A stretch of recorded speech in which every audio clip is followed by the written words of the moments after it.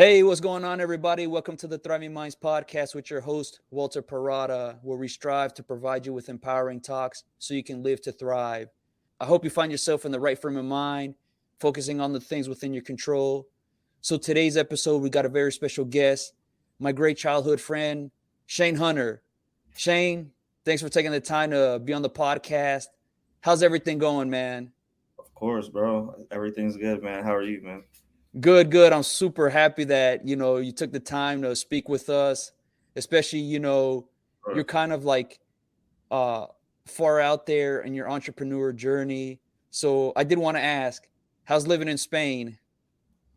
It's been great, bro. Just trying to experience as much as I can. They have a lot of events here. They love to like party and host all kind of festivities here, bro. Like it's wild. There's not like a dull moment here for sure. Like every day they have something planned out, like event wise. You know what I'm saying? Yeah.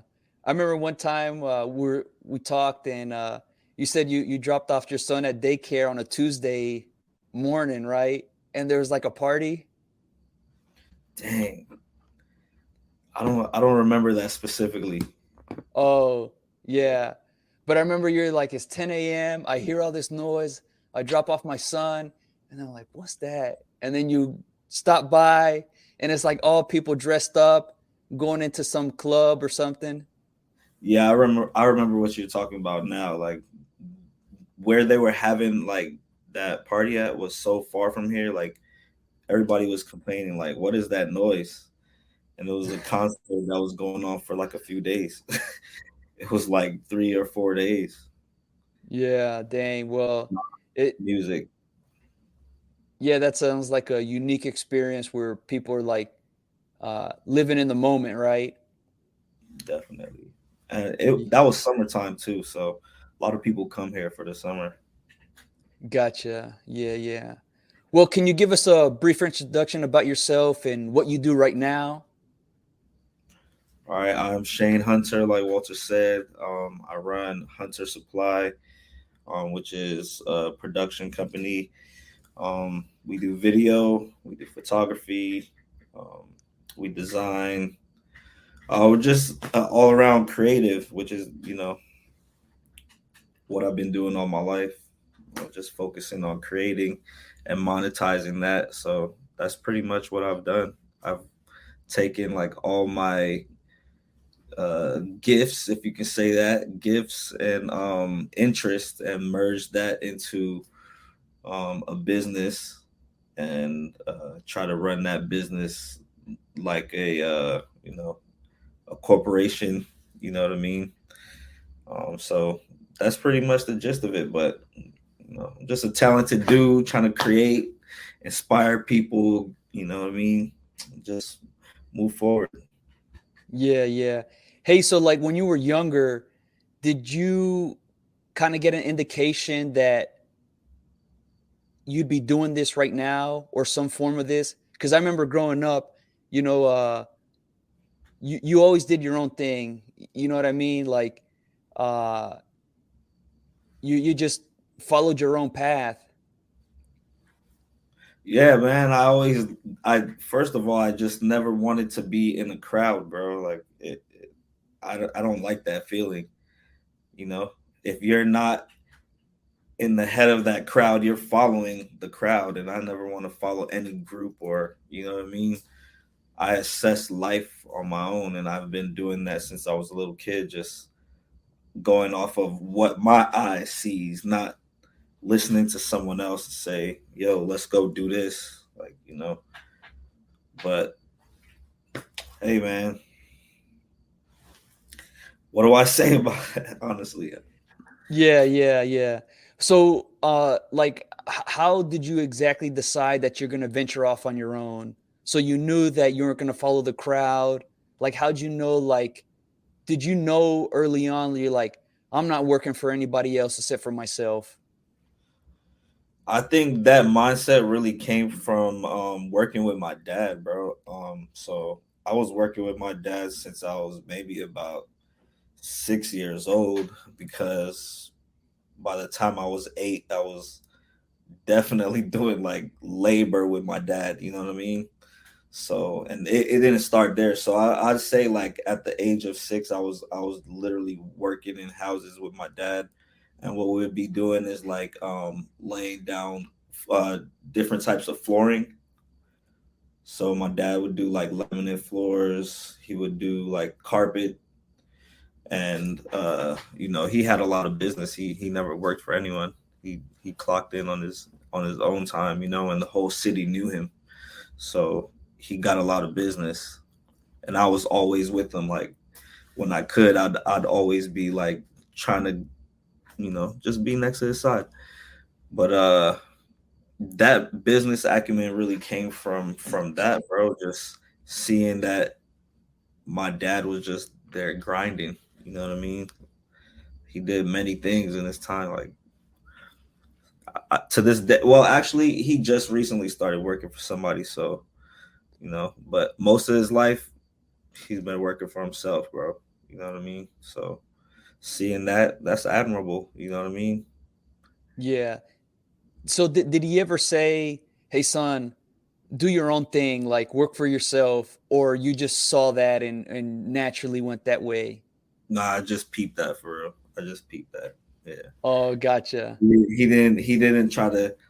My dad was more like he would ask me what I want to do. He wouldn't tell me like you got to do this and you got to, you know what I mean? He would ask me what I like and what I wanted to do type shit. But can I? My bad. That's No, no, all good, man. Whatever you want to say. oh okay. All right, all right, all right. Yeah, yeah. But so once you did decide to go off on your own, how did you go about making it happen? Like the logistical piece of like um how you're gonna set up your business, how you're gonna make money, um, and what specific services did you say that, hey, I'm gonna go for this? Okay, so honestly, I just always been like selling things, like from a very young age, just always just selling something. You know what I mean? Probably started more in like middle school, but if you think about it, if we went to elementary school in America, us and the listeners, we remember them giving us candy and we'd have to go sell it, or they'll give us a booklet of things and we'd have to go out there and sell it to anybody that would listen to us. You know what I'm saying? So that kind of like made us little hustlers if we were peeping it that way. You know what I mean? Yeah, Some people would just like get the papers of the booklets and just like put them down and never look at them again. Like, you know what I'm saying? After a while, that was me because I don't know. I started selling my own candy. You know what I'm saying?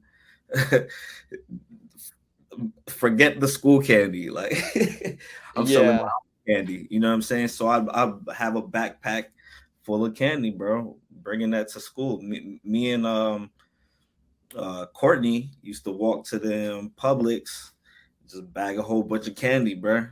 Go back to school all day. We got them. You feel me? The caramel apple yeah, suckers. You know what I'm saying? yeah, I don't know. It started from there, and then by the time I got older, like I was still selling things that turned into selling sneakers. You know what I mean? I did that for a very long time. Like even in middle school, I was tapping in on the internet and getting shoes from different countries and flipping those after I got tired of them. You know what I mean? yeah, Man, it just became something that I had to keep doing if I'm making money on my own. In those times I had a job as well. I always had a job still, but I always had something else that I was selling on the side. I just kept it going, and that was sneakers. For me, it was sneakers. So it yeah, grad it just continually graduated into selling something else. Um, but I had a turning point in my life where I started to look at um my past. my interest specifically in my Mm. past. And I started to realize the things that I naturally gravitated towards as a kid, which was like cars, art. I noticed that I always was the one to take the pictures in my family. Anytime Mm. anytime my family had to take a family photo, I would have to figure the camera out because I was always into electronics. So I know all the little electronics because while you weren't messing with them, I was there messing with them joints, trying to figure them out. So I knew how to work the cameras. So I was always the one. And then my aunt would say, "You take good photos," you know what I mean? So she would have me do it. So by the time I reached high school, and like I said, I'm selling the sneakers, I realized that um, a more attractive photo will sell a product better because at these times I was selling stuff on eBay. I was still selling stuff on like internet forums and Yeah. meeting up with people at different sneaker gatherings and selling shoes to them that way, but that's that's advertising, you know what I'm saying? The Yeah. simple fact that I had correlated why people are buying things. This is at the time where like the internet's still new, bro. Everybody's figuring it out. You know what I'm saying? Everybody Yeah. did a different method to try to create whatever they wanted, whether it be a community, which is the forums, or you got your website where you're selling stuff. One of the first websites that really like captured my eyes and really influenced me was Fat Lace, fatlace.com. I was so young when I discovered that website, bro. Nothing had popped off on the internet really like that. But Fat Lace, they kept it going. They turned into a huge brand, turned into like Illest, started doing crazy stuff with cars. It had to do Yeah. with, so yeah, that influenced me. So I got to see like a dope. What attracted me to them was their imagery and Okay. how they displayed their website. Walter, I'm talking about like the early days of the internet. Like people are not on the internet doing nothing. Like I'm on the internet, like finding all kinds of stuff, bro. Like it's crazy. But I stumbled into Fat Lace, and if you look up Fat Lace for yourself, you'll see how big of a brand they've turned into. Um, Mark, he's like this dope dude in the industry that I'm in. You know what I'm saying? He does apparel, which is how he kind of started. You know what I'm saying? And then it turned into. I mean, he merged his passion for cars. You see what I'm saying? Oh So yeah. I'm trying to put together like the influence of how I actually became who I am, you know what I'm saying? Because I started out doing the same things. Unconsciously I knew it could be done, so I actually got to work and did it. If I had an idea, I wouldn't just let the idea die out. I would actually create whatever that idea was, and in my military days when I was about 19, 20. I had a few websites already. I was working on like I actually had like a blog style website where I'm posting different pictures of cars and taking pictures of cars, actually going out and finding local people in like Seattle where I was, and putting their pictures of their cars on my website. So, you know, that was a fail right there. You know what I'm saying? So it had views, but if we're looking at social media today, it was not doing anything. You know what I'm saying? If you Mm. had there, so that was like the first couple ventures I had. I did a couple of those different websites, bro. I've been through like four of those type of websites where I've recreated it and rebranded myself. But I just kept going, bro. I just kept going. What were Um, some of the biggest lessons learned from those experiences, those websites that really didn't take off? Like you wanted? From the early ones, I can't say that I learned much like in a business point of view, but what I did learn is how to do those things. You know what I'm saying? Yeah. Because I created two websites, the third one is that much easier and it's more streamlined because I've learned how to do those things, setting up the CSS if you're doing that, and the HTML, um, and those are things that I learned from just simply using MySpace. Remember MySpace? Oh yeah, yeah. I had Tom, one friends. One friend. Yeah. Nah, MySpace was lit because if you wanted a dope page, you actually had to go in and learn that coding or nothing was gonna happen, bro. Like, you know, nowadays you could just hire somebody to code a website for you. But we literally had, if you wanted to partake in MySpace, you had to do it yourself. You had to type in all of them codes yourself. My page was lit, bro. I had music. Like every now and then, I switched the music up. People were on. I think my MySpace was probably my most like popping. Like, you know, I mean, my Instagram is slightly popping, but my MySpace, people love that joint. Like while I was in boot camp in the military, people were printing out my MySpace page because remember you had the comment wall. Yeah. So Sylvia, was it Sylvia?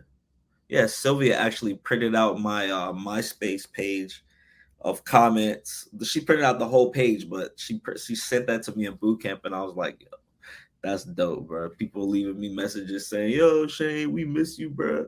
Good luck in boot camp and military, this and that." That was ill, but MySpace kind of forced you to learn coding, and that's how I was able to do the other websites. You know what I mean?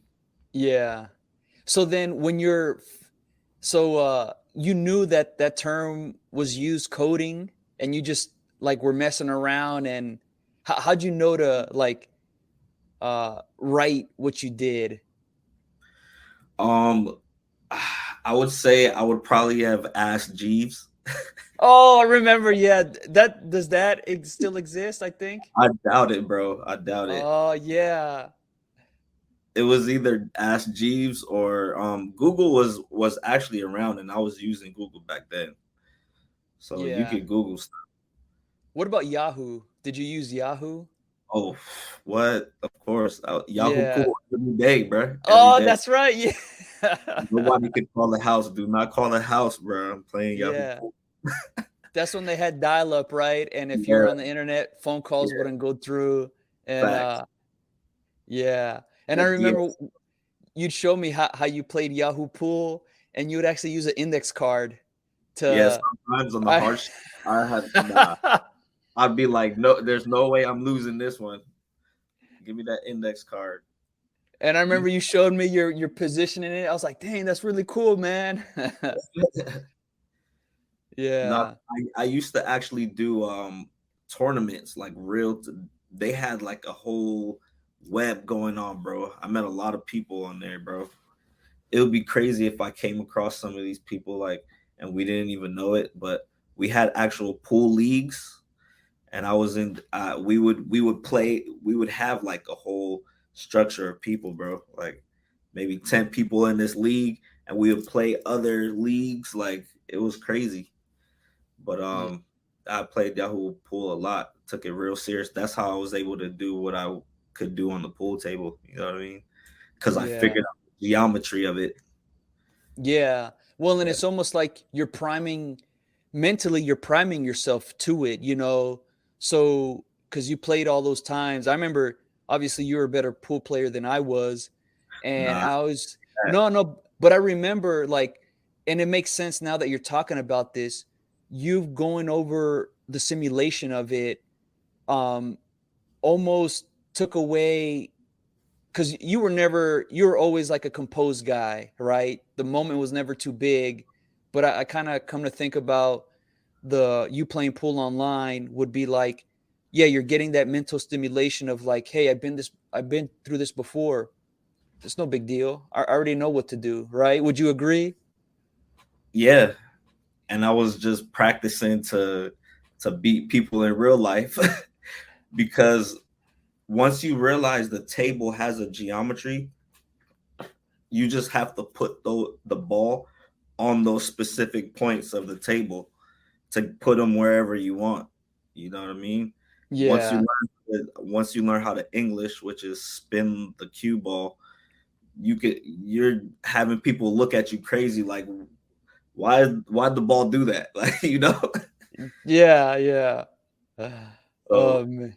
that Yahoo pool was super duper accurate. It was Mm, very accurate. So especially with the English, so I learned a lot, bro.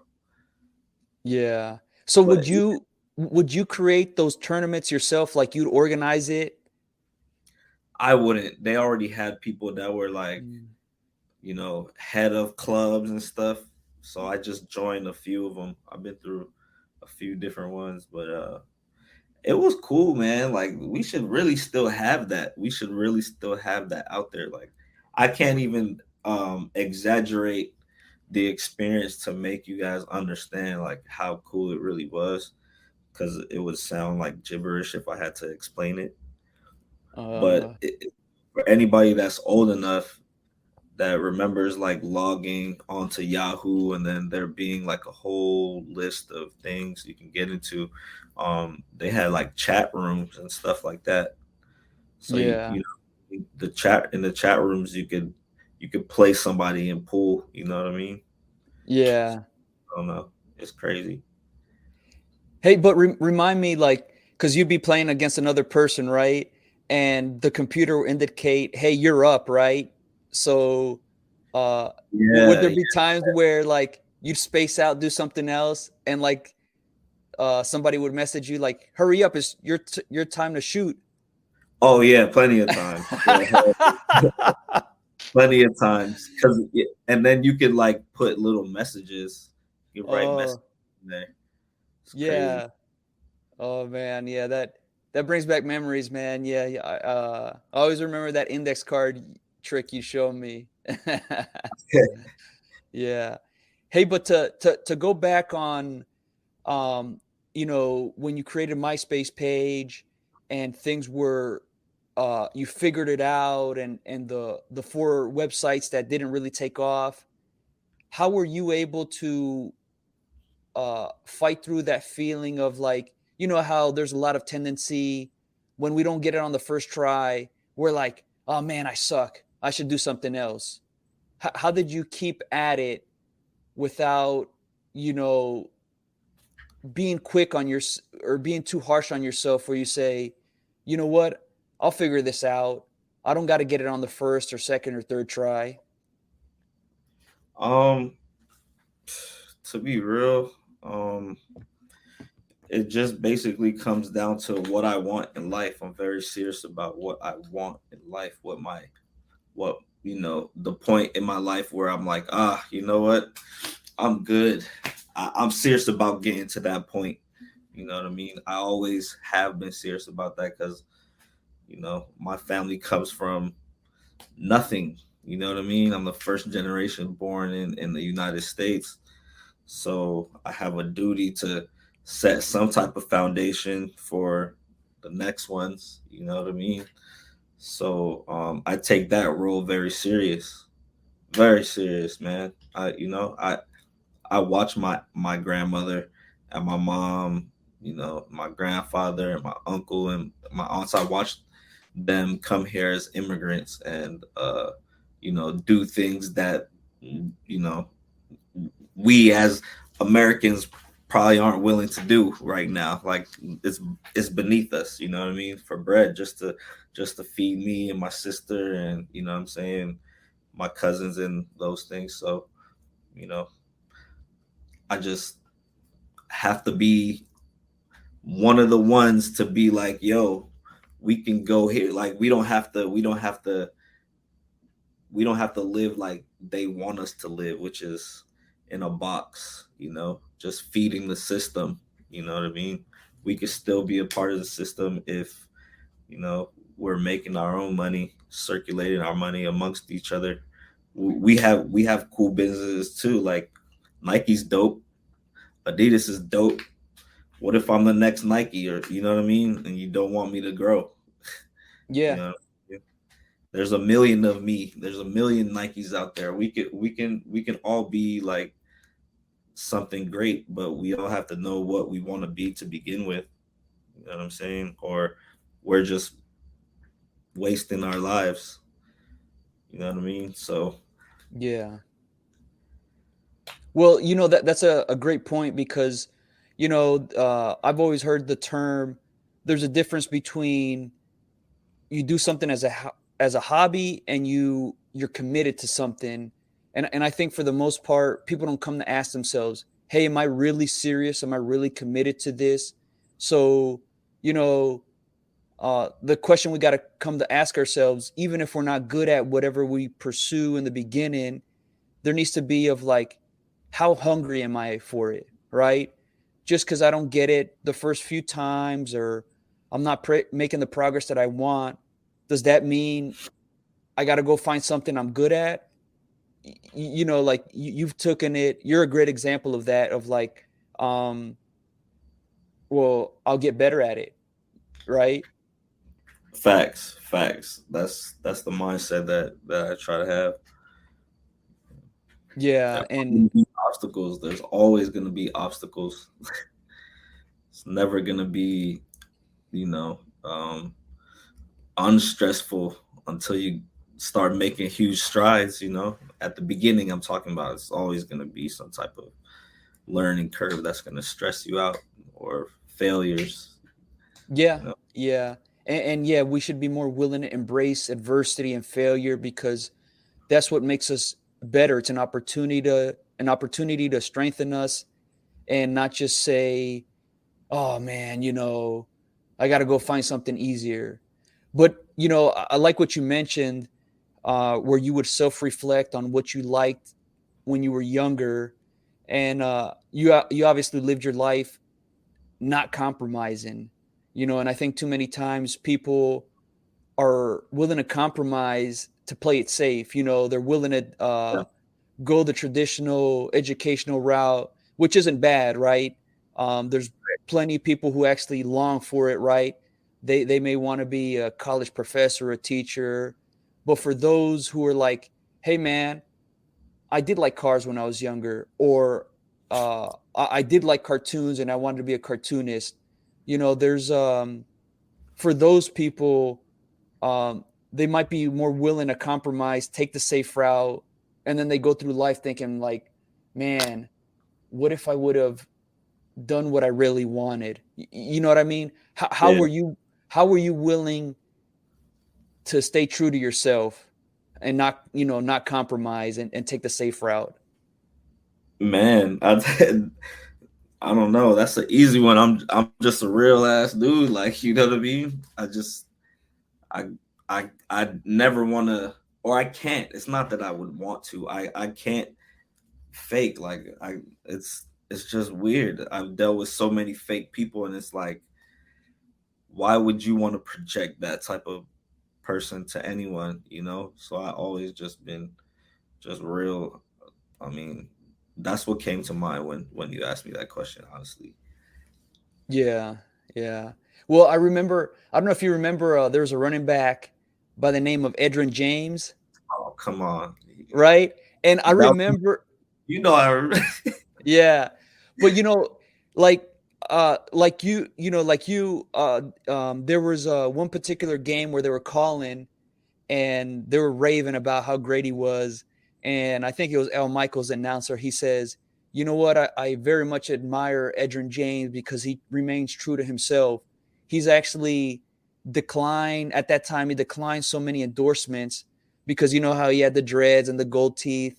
And he says, yeah, I'm not gonna sell out for the money. He's Yeah, like, and like what you said, right? I don't know anything other than to be myself, right? 100%, bro. 100%. Yeah, I think that that really comes from my background, though. Honestly, that comes from my background. Uh, my dad. I got my traits from him. Whether you know you believe in that or not, we get a lot of our traits and why we have certain mannerisms for from our parents. So, my dad is he works for himself. You know what I mean? That type Yeah. of dude. So I led with that type of mentality, but me being Jamaican, Jamaicans are rebels, If you look back into the history, where it's just in our blood, like, you know what I'm saying? So it's hard to conform when you're Jamaican unless it makes sense. You know what I'm Mhm. saying? Jamaican Yeah. can't follow people that's fool, you know what I mean? Smart Jamaicans, because there you do have some Jamaicans that will do some stupidness and follow some next person. And but anyways, generally speaking, the epitome of my culture are people who don't bend for nobody, but are actual good people. You know what I mean?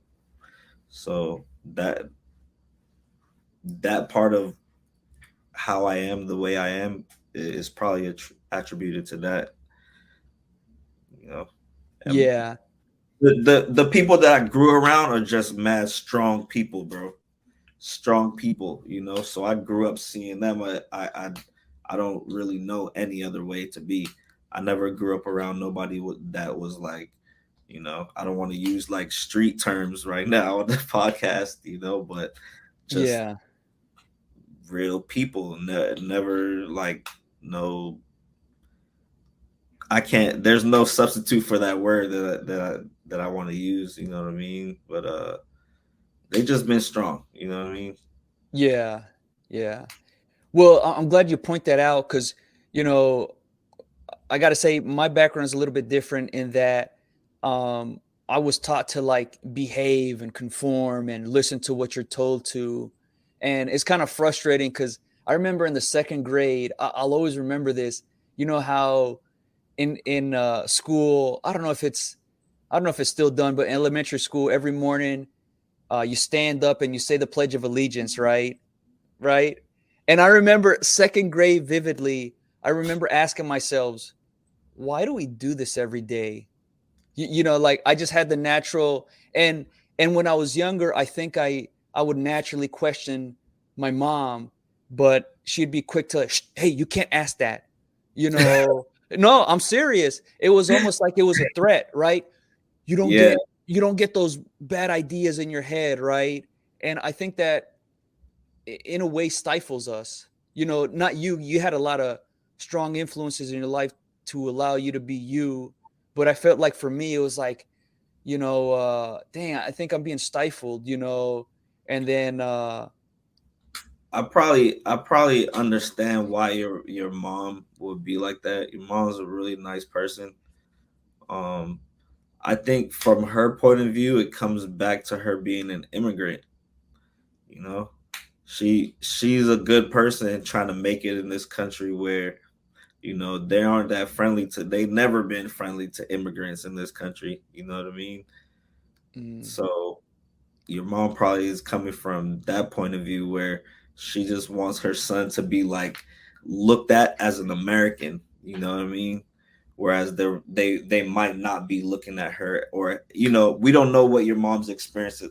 I don't know what your mom's experiences have been like in the United States, but that's what I'm saying. She probably just like, I don't want my son to go through any of this type of stuff. So, you know, probably just be as American as you can be. Like, yeah, but you but know, it's just frustrating because I think all of us naturally have these questions uh, about, hey, why do I go to traditional school, or why should I continue to go for a higher degree when it doesn't fit what I want? Like I think that's a great thing what your dad did. Instead of telling you what to do, hey, what do you want to do? yeah, Like we need to empower the young minds to like figure out what you want to do and take your time, right? There isn't this 12 steps on how to succeed in life because that's different for everybody. you know and maybe for some people it's almost like um you need to mature a little bit before you start really experiencing some sort of, a high level of success, right? Because it can be intoxicating, right? um but yeah, just only now I'm starting to come to terms of like, Walter, like, speak your mind, because before it'd be like, uh bro, everywhere I went to, I've caused a strife. And and and and that's because I've spoken my mind as of late. Um and people too many times look at that as a bad thing, right? Yeah. What made me actually become that type of person is realizing that, yo, I'm surrounded by people that don't give a fuck anyways. Why are people talking to me however they want and I'm not saying, man, look, bro, watch out. Like, you know what I'm saying? Now I look, bro, if you have a booger in your nose, hey, you got a booger, bro. Like, you know what I'm saying? You're doing them a favor, actually. Right. Like I used to be very quiet, and I still am. I'm just an observer, but I'm very like I don't really take much from anyone. You know what I mean? You If we're in an atmosphere where there's many people around me and you step on my shoes, I'm gonna let you know, like, bro, you stepped on my shoes, like, you know what I'm saying? Yeah. I, Yeah, I'm saying, like, I've like you just mentioned, like I've become a more outspoken person as well, like you said. yeah, yeah. But you were one of those friends that I always look to, like, damn, you always symbolize just doing your own thing, be uh and you don't need like teachers approval. You know, Yeah. I know, because like for me, think about it. We're always judged, right? And Yeah. especially like as a young mind, we're really impressionable. So in my parents' eyes and in my teacher's eyes, I was always being judged on grades. And for a long time, I always argued with my mom, like, there's that's not the only telltale sign of how well I'm going to do in life. And I told her, I said, the school system is not meant for everybody. I mean, it's kind of cookie cutter. You regurgitate this type of information, whatever facts they want to give us. And then, only as of late, I'm starting to say, Walter, you were right the whole time. I didn't need to uh, follow what was told to me, because, and I understand they have good intentions, right? But I Yeah. think they're going the safe route. I think most of them is just a paycheck. That's how I felt. After a while, their good intentions out the window. You dealing with people like me in the classroom. You're like, yo, forget these kids. Like, becomes that paycheck. So for me, because I was a reader, I've been a reader since like a jit, like very small, young. You know what I mean? Reading the dictionary, reading the encyclopedia. Oh, the encyclopedia was my favorite thing in the world, bro. You know, because it was the dictionary on steroids. It told you more about something than just what this word means. So I got like addicted to the encyclopedia. Um, Mm, so I was just a heavy reader. You know. yeah. And through reading, would you get a lot of like epiphanies or great ideas? Well, where I was going with that is that the things that I was reading, never really learned them in school. I never heard the teachers really talking about any of that type of stuff. So I felt like the stuff they were trying to teach me was like nothing. You know what I'm saying? Yeah. Only subjects that really intrigued me were social studies, geography, science was interesting. Any class that talked about animals to me were interesting. But like math, I never saw how I would apply that other than with money. You know what I mean? And they Yeah. barely teach money in school. Yeah, I honestly don't remember an economics class, but that is a class, isn't it? Did you take economics in middle Yeah, school?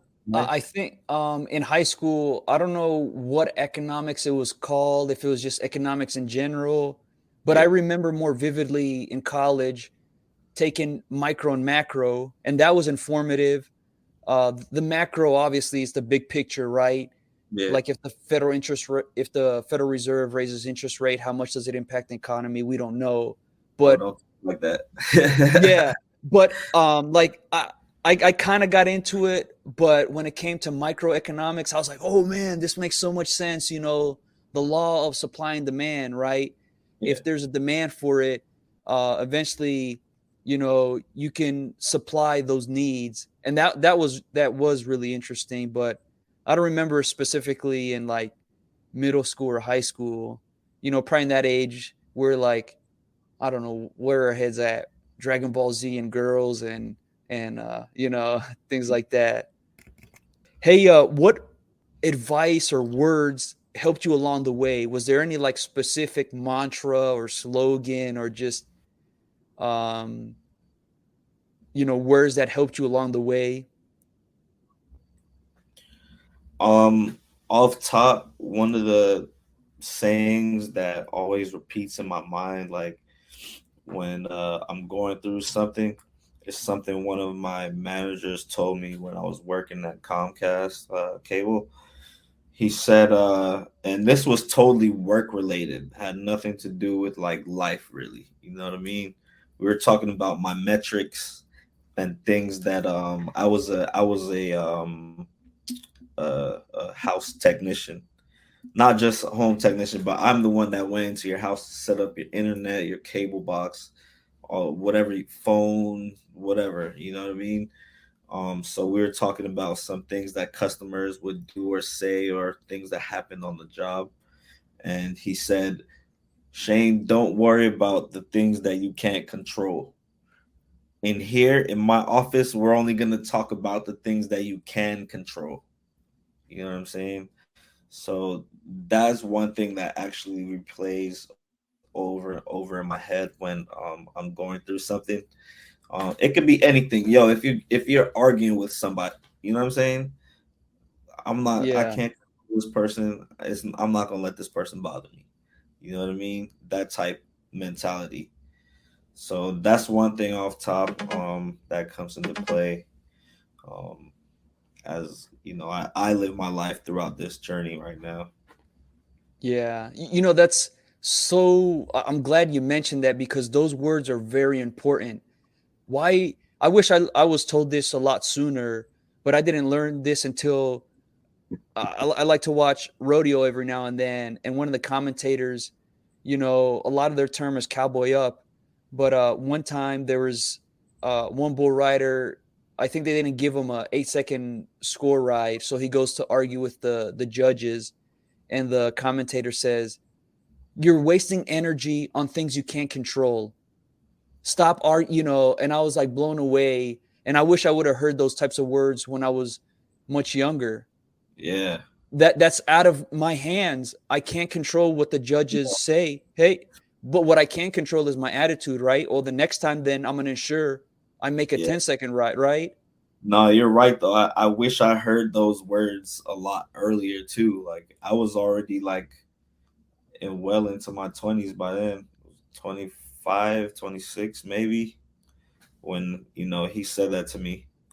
I was still doing my photography as a business on the side as well while I was working that job, so I could apply that then when he said it to me. But prior to that, nah, I was probably a little bit confrontational sometimes when I could have just let it slide. Yeah, yeah, and especially when you're having an argument, that would have been, Fact. yeah, a great time to remember that. Okay, you know what? Fine. I'm not gonna try to convince you. You're right. I got one question for you. Probably the only question I want to ask you in this whole thing. Have you ever been punched in the face? square, like dead in the face. Has anybody ever straight up clocked you before? You have, but we were Me? playing, yeah, backyard football, but it Nah. wasn't straight. It wasn't straight in the face. I don't know if you remember. It was at Tamarack Park. Kilvis, you, and Silvio were there, and it was a cold. It was like a cold December night on a Friday night, and I remember. I remember. That's crazy. You and I went to go tackle the guy, and as you're wrapping your arms around him, bam, right in the nose. And Yeah. oh no, no, you caught a whiff of my nose and part of my eye, and I kept saying, I can't open my eye. Shane, you punched me. but but that was just part of the that was just part of playing the game, right? Yeah. Now that you say like we both went to tackle the dude, I remember that. But I'm saying like has somebody meant to punch you right in your face, like, you know? No, no. I think there might be a correlation to how people move on this planet in relation to that, bro. I really think so. Because when you do, it's a wake up call. It's a wake up call to you, bro. It lets you know this world is not as nice as we're being. You know what I mean? So at that moment, you start to move differently. You know what I'm saying? That's how it happened for me, anyways. Because you never know when somebody's gonna hit you in your fucking face again. Yeah, yeah. So that makes you like, "What's up?" I'm everybody can get it. Like, you know what I'm Yeah, saying? yeah. yeah. So that happened for me very young, bruh. I was in like maybe the third grade. Like when somebody clocked me in my straight up. You know what I mean? Yeah. What led Here to I that? go, a nice kid, like walking around. Hey, everybody, how you doing? Me- I got clocked, bro. What led to that? I was in the third grade, and I had just moved to this neighborhood. This was back in Jersey, and I had just moved to this neighborhood in Orange. Where I grew up in Newark and Irvington, which is even worse than Orange, but Jersey's just that way, bro. But I moved to this neighborhood, started this new school. This was third grade, and me and my sister were walking home, and we're almost to my house, bro. My house is like at the end of the block, and I'm on this block. Two kids from my school. I don't know nobody. I don't know nobody here, bro. The only reason I know these cats go to my school is because my school is right up the street and they're little kids. They got to be, you know what I mean, at my school. But I don't know this at that point. I just know there's two dudes chilling on the stoop, which is the staircase in front of a building up north. Um, and me and my sister get, to where the stoop is, and we're walking past, and they threw something and hit her in the face. I didn't know what it was, but I think it hit me as well. And then Oh, my sister, made some type of noise and was like, "Oh, what's that?" or whatever. And then they did it again. At this time, it hit me. I think it was ice. All I know is it was a little hard and it was wet. I didn't see what they threw, but they hit my sister. They hit me. And then, I didn't take that lightly, bro. I approached them and it was like, "Yo, what's going on? What did you just throw at us?" Like, you know what I mean? And then, there's two of them. One comes off of the step and walks to like towards the street. We're on the sidewalk. And they walk towards the street, and I turn around and I start getting into it with him. Like we're going back and forth, and the kid from the steps jumps on my back and puts me in like a chokehold, and the other kid starts hitting me. oh So man.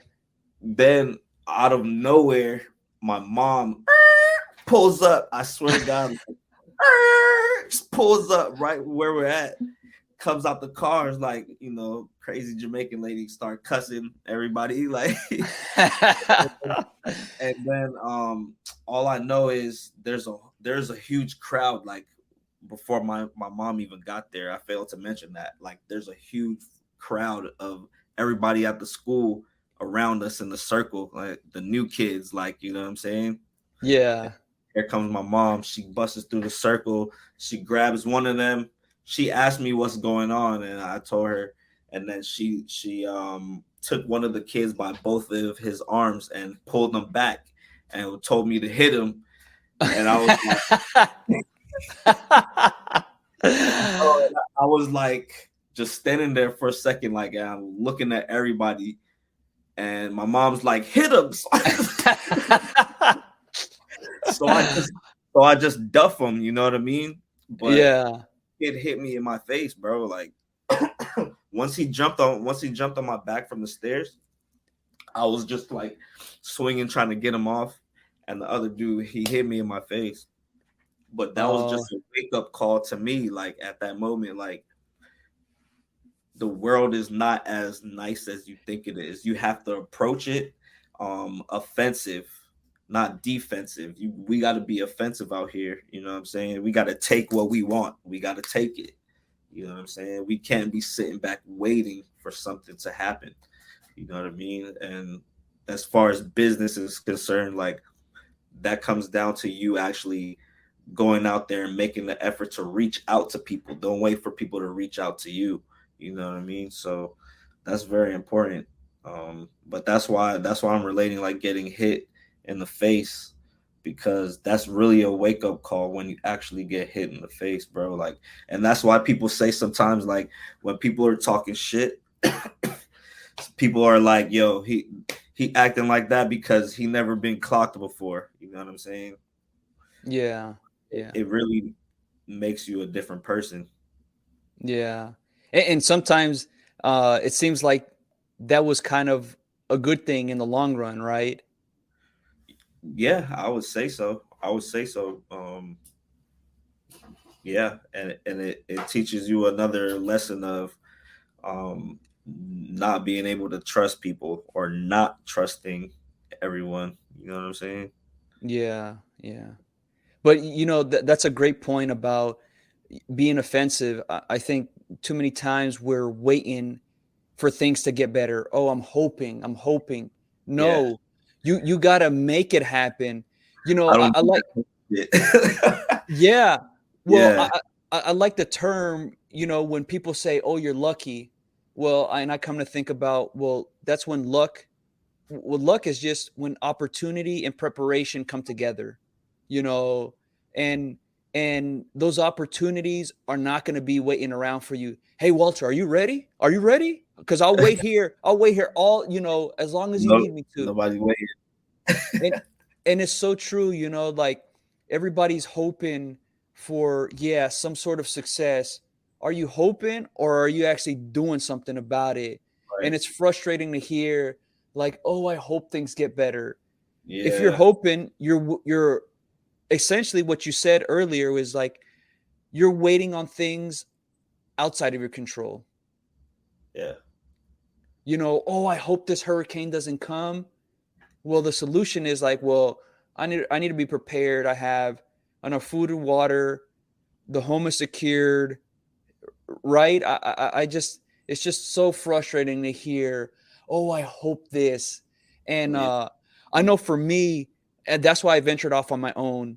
I was surrounded with people who were hoping for things to happen.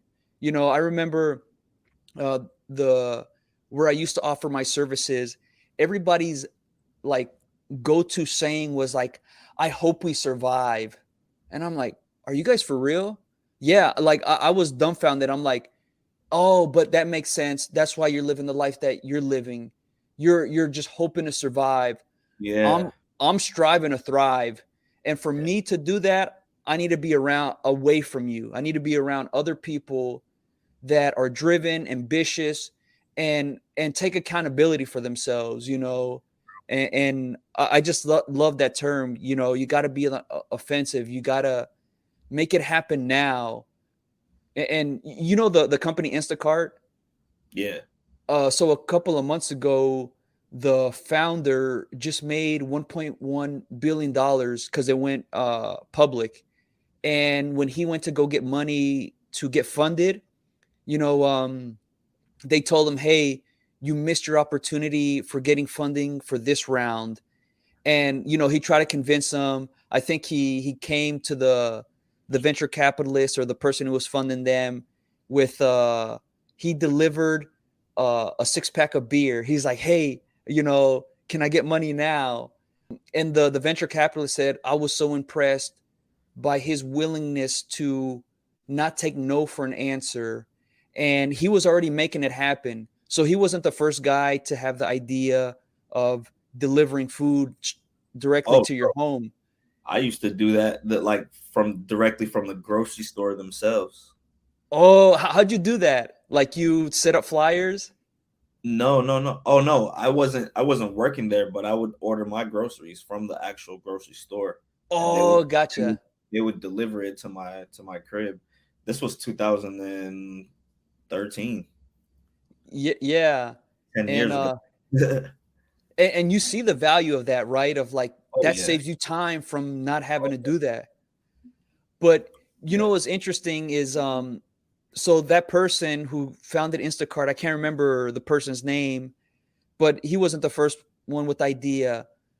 Everybody else who wanted to do that business was waiting for money. They were waiting for I don't know how many millions of dollars before they would do this. Well, before he even got funding, he already hired two other people on Craigslist to start delivering. And that person who funded them says, "I was so impressed because he didn't wait for things to happen. He made it happen." Yeah.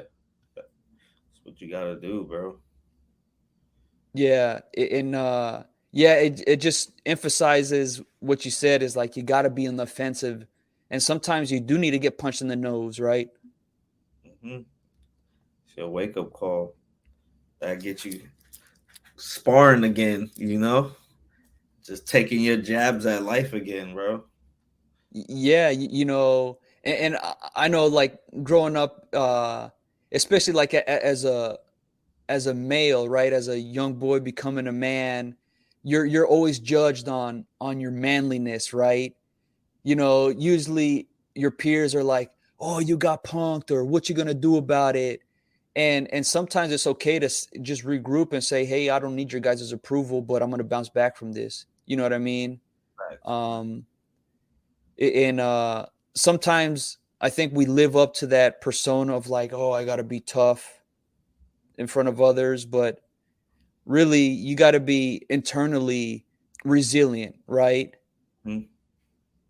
Yeah, it's just yeah, that's just a great point you made about yeah, you get punched in the face, punched in the nose. Oh, Yeah, man, that was crazy. yeah.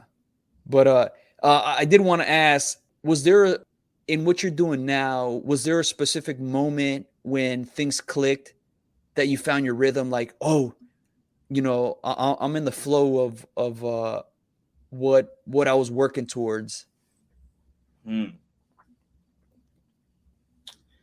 I think maybe when I started working with a few websites, like I was a photographer for a couple different websites and a magazine at the same time. That's when I was like, damn, like people can actually see your work on a more global scale through this. You know what I mean? Um, that actually pushed me to want to create even more. You know, Yeah. so yeah, I would say like that at that moment when I saw people were actually interested, you know, that was the moment there. I just had to figure out how to actually monetize it. Yeah. Yeah. Yeah, put it all together. And would you like would you reach out to local newspapers to sell your pictures, or would you reach out to anybody specifically on, selling your product? No, not newspapers. So at this time, my product was solely like photography, just photos, and I was focused on automotive photography. So the newspapers, they don't do anything in that realm. So, I grew up looking at car magazines, truck magazines, lowriders. Mm, So that's who my pitch would be towards. That's the goal. That was the goal. That was the goal. Once I picked up the camera and said, "This is what I'm doing," um, that was the goal, to get my photography in a magazine. Once I did that, I was like, wow, like you can go even further. You know what I mean? Like, so there's no ceiling. You know what I'm saying? yeah, To life, or what you're doing. Really, you just have to break through the ceiling. You know, evolve. you know. yeah. So then, would you reach out to these magazines like, "Hey, man, I got some photographs I think you might be interested in"? Yeah, yeah. Honestly, I would lead with just wanting to do a feature. You know what I mean? Mm, So, I didn't get yeses all the time. There were no's. yeah. So it wasn't like I reached out to a magazine and they just was like, "Yeah, let me try you out." Like, you know, I had work that was backing up my current work. You know what I'm saying? Mm, Portfolio, so to speak. They can go back and see how creative or artistic my photography work was. So once I hit them up, I had something to back it up, and they were interested. They liked my work. They liked what they were seeing, and this was at the pretty much beginning of like the Instagram era or popularity of it. So by then, before Instagram, I had my websites. I had other displays of work. So yeah, yeah, once I got in with a magazine, that lit a fire up under my ass, bro. Like, oh yeah, yeah. But I just kept, like I said, evolving from that point. This can't be it. Like, yeah, something got to be something more. Like, what's the next step? You got in with some magazines. Some of these people. Like, what else can you do now? You know? yeah, yeah. Well, and it's interesting because you move from place to place, right? Seattle, Japan. Now you're in Spain, and it's kind of frustrating when you're not around other like-minded people who want better, right? Yeah, very. Um, But I realized that it's one of those things about control too. I realized that everybody can't be like a CEO or a manager, or what I mean. But it comes down to what that person wants. I can't make you want something like a better life.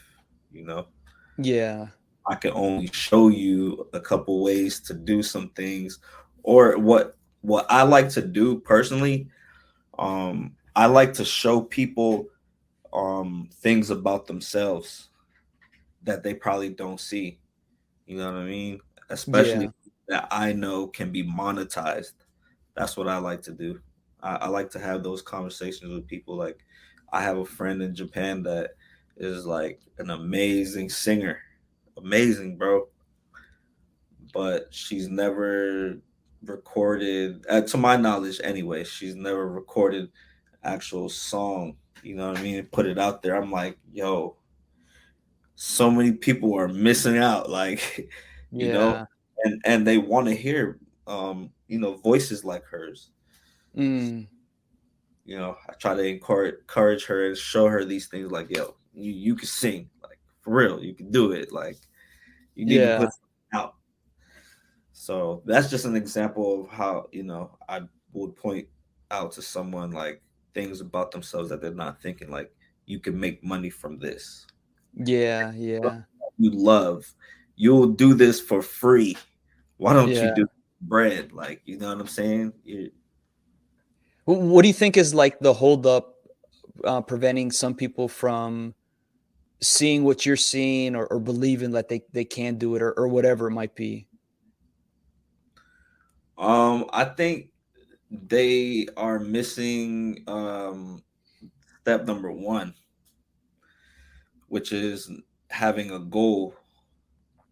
You know, comes back to what I said at the beginning. Like, I always had a goal, and I'm still working towards that specific goal. You know what I mean? Yeah, But people don't have a goal. They don't set up goals in their life.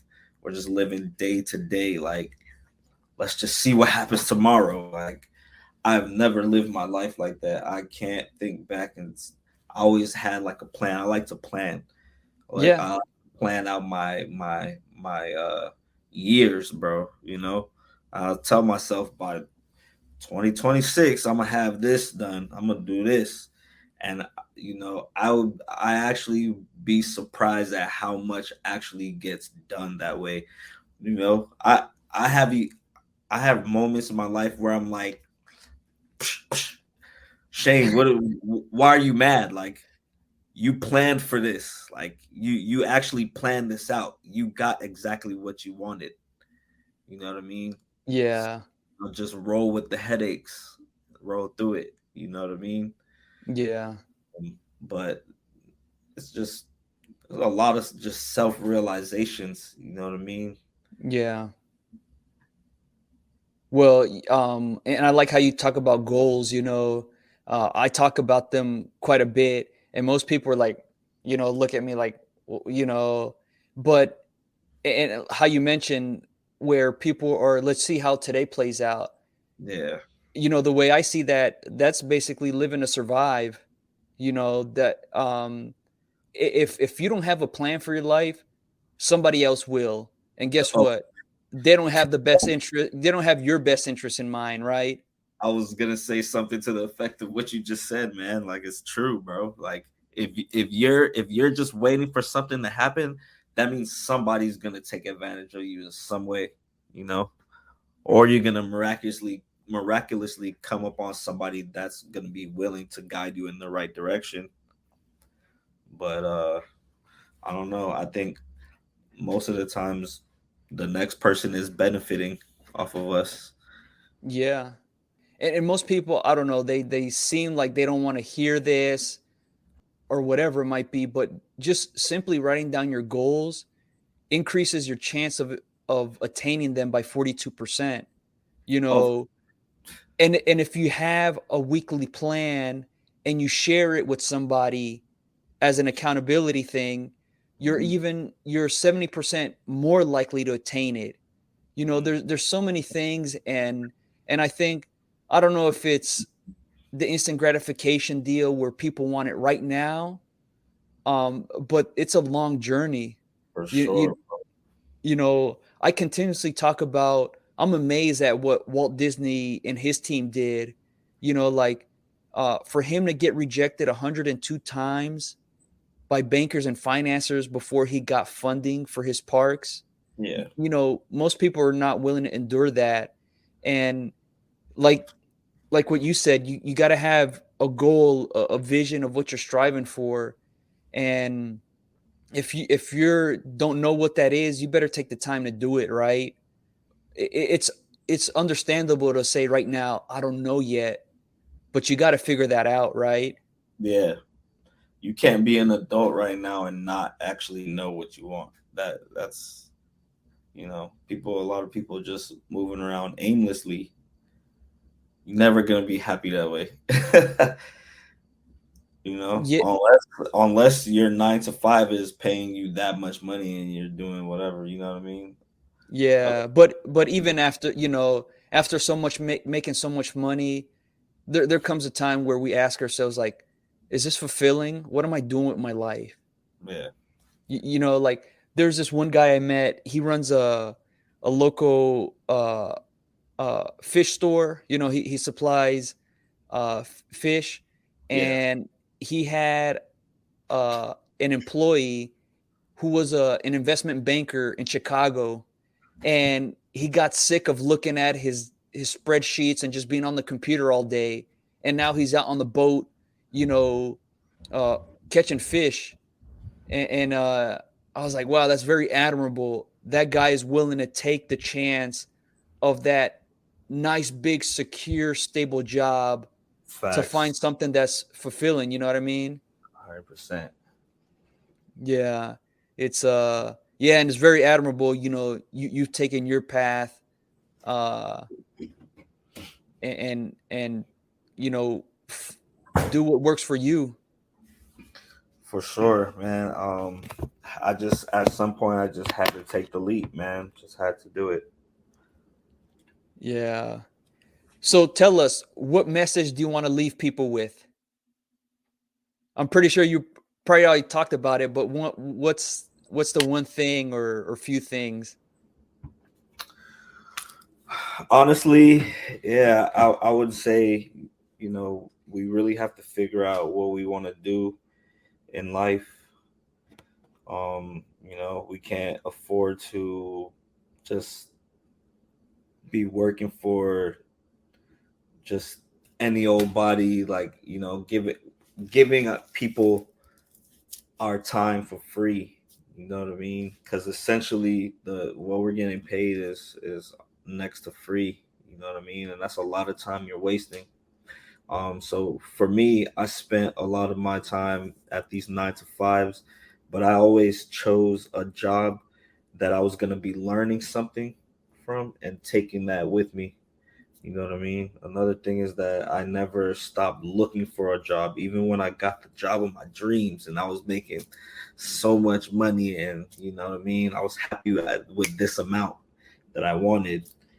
I would, as soon as I got the job, I'm looking for another one. I'm already looking for another job. Like, you know what I mean? Um, Yeah, but that's not a good thing if you plan on actually having a career. I've never tried to have a career, you yeah, know. So if you're trying to have a career, that advice is not for you, you know. But I've always had a job where I was trying to take what I learned here somewhere else and use that also in my own business.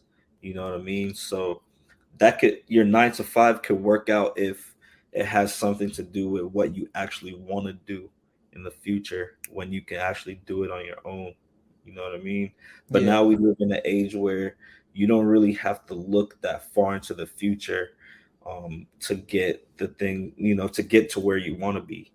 You know what I mean? We have yeah, some people doing it like through e-commerce, and you know what I mean, just creating things that they're passionate about and putting it on social media. It's as easy as that now. You don't have to really like, um how are people doing these things back in the days? Like, you had to really like advertise in newspapers and magazines. We can just put something out today and it's in front of the whole world. If you can market it properly, make it attractive and make it cool. You know what I yeah, mean? It has to be cool, bro. People yeah, want people want to spend money on cool stuff, not boring stuff. You know what I mean? So, yeah, it's easier now to get where we want to be. We just have to know what we want, learn the methods, stay on task. You know what I mean? All this other BS that's going on around us, we got to tune it out. We got to tune it out. We can't give our energy to things that don't benefit us in the long run, as far as like business and finances is concerned. Just getting where you want to be.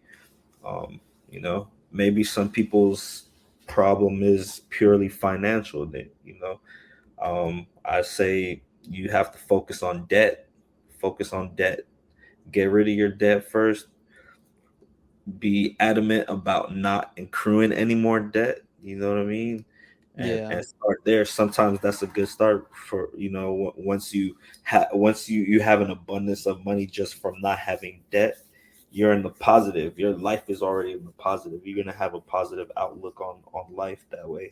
I feel, you know what I mean. So maybe that's one way for someone to find what they love or what they need to do is get untie yourself from the debt that's weighing you down in life, that's making you have a negative outlook on life to begin with.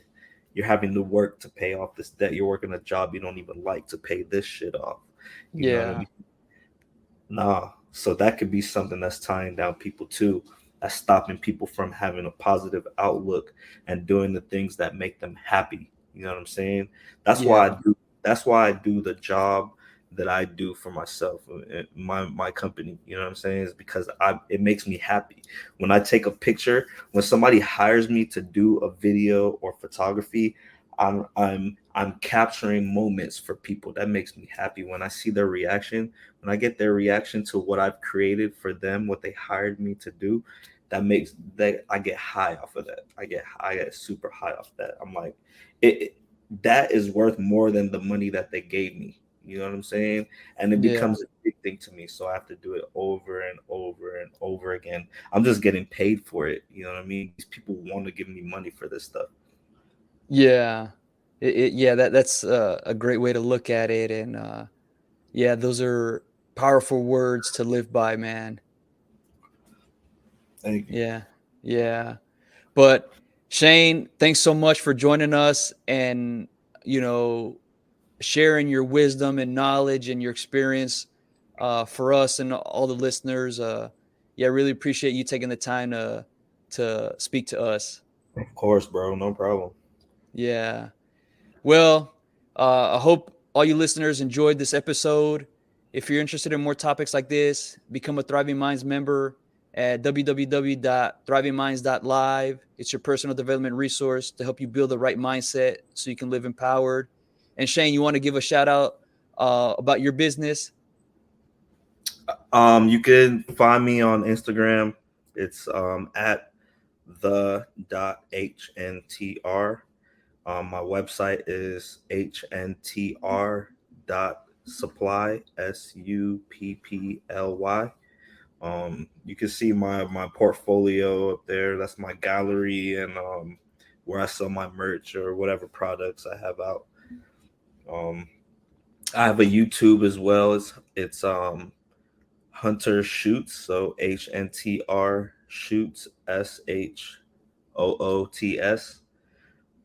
Yeah, I upload, whatever videos I am allowed to upload on there gets uploaded, but there is a lot of video work that I have out there that's unable to be uploaded on there because it's for a client, so um, Gotcha. I'm actually coming up on that time frame where it's been long enough to where I can release some. So I'm gonna be starting to release some videos that I've done for clients that nobody's been able to see before. So yeah, I think that's it for my Yeah. socials and my handles and stuff. Yeah. Well, thanks again, Shane, for everything, man. We'll have you back soon whenever you want, man. Oh, no Uh, doubt. yeah. I'll be ready. Yeah. All right.